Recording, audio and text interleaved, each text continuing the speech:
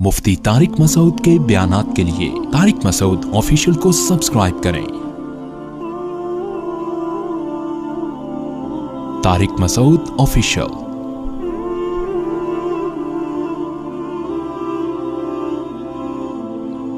ये खूब समझ लें कि बाज़ हदीसों का मतलब समझने के लिए उस ज़माने के कल्चर को समझना ज़रूरी है। जैसे हदीसों में आता है ना कि जो नमाज नहीं पढ़ता वो मोमिन नहीं है, और बाज़ दफ़ा ऐसा भी होता है कि नबी सल्लल्लाहु अलैहि वसल्लम किसी इलाके पे हमले का इरादा करते, लेकिन जब अज़ान की आवाज़ सुनते तो वहाँ से लौट आते और नमाज पढ़ता देखते तो मुसलमान समझते। तो कुछ आमाल ऐसे हैं जिसको उस दौर में ईमान और कुफ्र का मैयार करार दिया गया। जो शख्स वो अमल करेगा तो मोमिन है, अमल नहीं करेगा तो वो काफिर है, क्योंकि उस ज़माने में ये अलामत थी मुसलमान और काफिर होने की। मिसाल के तौर पर नबी ने इरादा किया किसी इलाके पे हमला करने का, लेकिन सुबह के वक्त वहाँ से अजानों की आवाज़ आई, तो ये आवाज़ इसकी अलामत थी कि ये लोग मुसलमान हो चुके हैं, लिहाजा अब इन पे जंग नहीं की जाएगी। तो इससे क्या पता चला कि जो कौम अजान देती है वो मुसलमान है, जो कौम अजान नहीं देती वो काफिर है। ये उस दौर में अलामत थी। अब इससे कोई ये नतीजा नहीं निकाल सकता कि अगर किसी इलाके में मुसलमान लोग रहते हैं और वो सुस्ती और काहली की वजह से अजान ना दे रहे हों तो उन पे जिहाद करना फ़र्ज़ है, क्योंकि नबी जो थे वो तो जब देखते थे कि किसी कौम से अजान की आवाज़ नहीं आई तो हमला कर देते थे। तो आज भी अगर किसी इलाके में हमें अजान की आवाज़ नहीं आएगी तो हम हमला कर देंगे। ये नतीजा हदीस से निकालना गलत होगा। वजह क्या है कि आज अगर किसी इलाके में मुसलमान रहते हैं और वो अजान नहीं देते तो अजान ना देना इसकी अलामत नहीं है कि ये काफिर हैं। ये सुस्ती काहली की वजह से भी हो सकता है, ये इसलिए भी हो सकता है कि ये कारोबार ज़िंदगी में इतने मशगूल हैं कि इन नालायकों की तवज्जो ही नहीं जा रही कि भाई हमने अजान कह के नमाज़ें कायम करनी है। तो आज ये कुफ्र की अलामत नहीं है, सुस्ती की वजह से। लेकिन सहाबा के दौर में इसका तसव्वुर था नहीं कि कोई मुसलमान हो और नमाज ना पढ़े वो, क्योंकि वो लोग तो बाअमल मुसलमान थे। तो इसलिए वहाँ नमाज ना पढ़ना ये समझा गया कि ये काफिर ही होगा, तभी तो नहीं पढ़ रहा। यही वजह है कि बुखारी मुस्लिम की हदीस है, अब्दुल्लाह बिन मसूद रज़ी अल्लाह तआला अन्हु फरमाते हैं, हम नबी के दौर में किसी अमल को की वजह से किसी को काफिर नहीं समझते थे, लेकिन जो नमाज ना पढ़ता हम उसको काफिर समझते थे।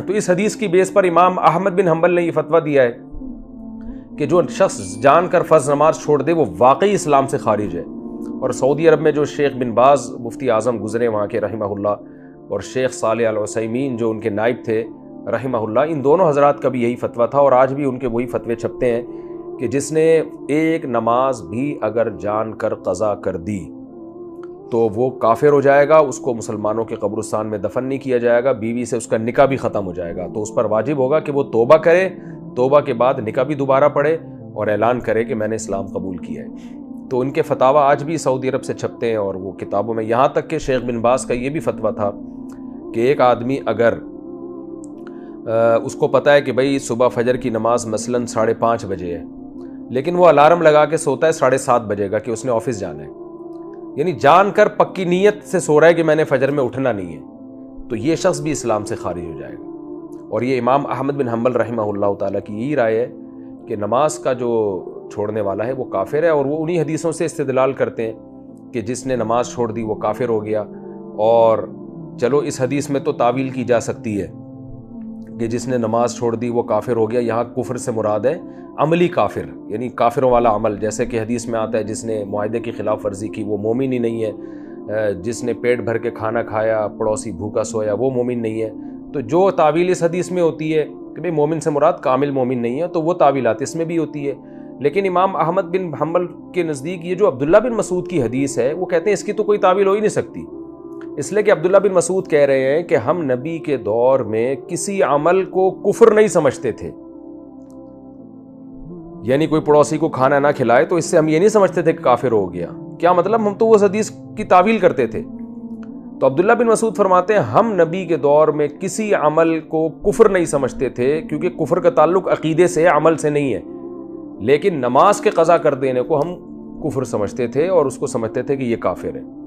तो इस बेस पर इमाम अहमद बिन हम्बल की राय यही है। लेकिन जुमहूर क्या कहते हैं, जुमहूर वही बात करते हैं जो मैं आपसे कह रहा हूँ। जुमहूर उलमा जिसमें इमाम अबू हनीफा, इमाम मालिक और इमाम शाफी हैं, वो फरमाते हैं कि नमाज के छोड़ देना एक अमली कोताही है اور عملی کوتاہی سے انسان کافر نہیں ہوتا. کفر کا تعلق آپ کے عقیدے سے ہے.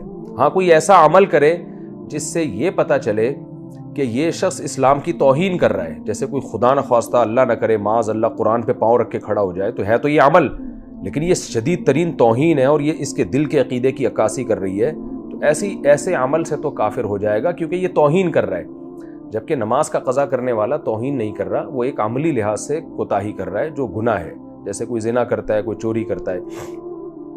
تو جمہور کیا کہتے ہیں کہ بھائی یہ جو عبداللہ بن مسعود کی حدیث ہے جس میں آتا ہے کہ ہم نبی کے دور میں نماز چھوڑ دینے والے کو کافر سمجھتے تھے، یعنی سچا کافر، پکا کافر بغیر تعویل کے، تو اس کی وجہ یہی ہے کہ نبی کے دور میں اس کا تصور ہی نہیں تھا کہ کوئی مسلمان ہو اور وہ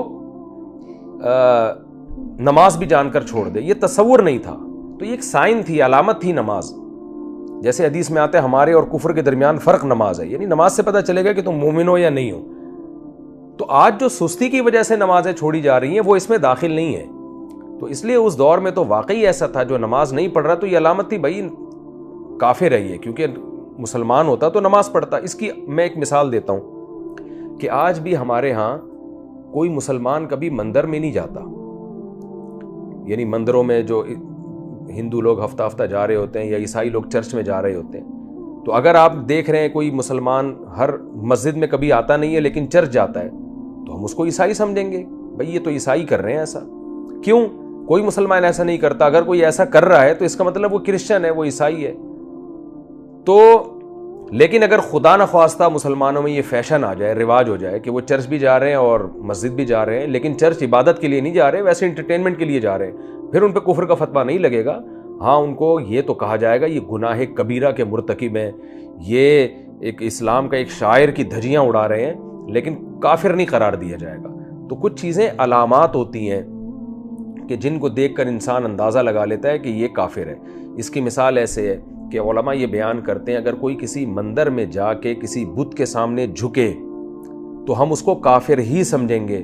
اب وہ 100 دفعہ یہ کہے کہ میں اس لیے نہیں جھک رہا کہ اللہ تعالیٰ نے اس بت کو اختیارات دیے ہوئے ہیں یا یہ کسی نفع نقصان کا مالک ہے، بلکہ میں تو اس کے سامنے اس لیے جھکتا ہوں کہ کیا نام ہے، ایک ہندوؤں کا مقدس وہ عبادت گاہ ہے اور میں چاہتا ہوں ہندوؤں کو مسلمانوں کے تھوڑا قریب کر لوں اور جوڑ پیدا کرنے کے لیے میں ان کے سامنے بتوں کے سامنے سجدہ کر رہا ہوں. یہ تعویل نہیں چلے گی، اس لیے کہ بھائی یہ تو ایک بہت بڑی علامت ہے کہ آپ بت کی عبادت کر رہے ہیں، تو ہم ظاہر کو دیکھیں گے.